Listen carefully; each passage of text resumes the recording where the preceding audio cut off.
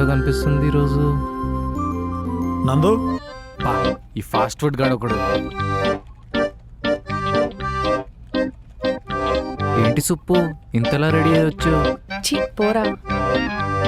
నేను ఇంకా క్యాజువల్గా వస్తావేమో అనుకున్నా.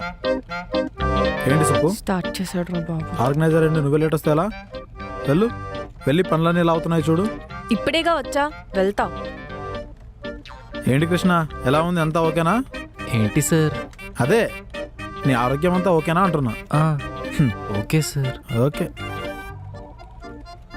ఆరోగ్యమా? ఇప్పుడు నాకేమైందని?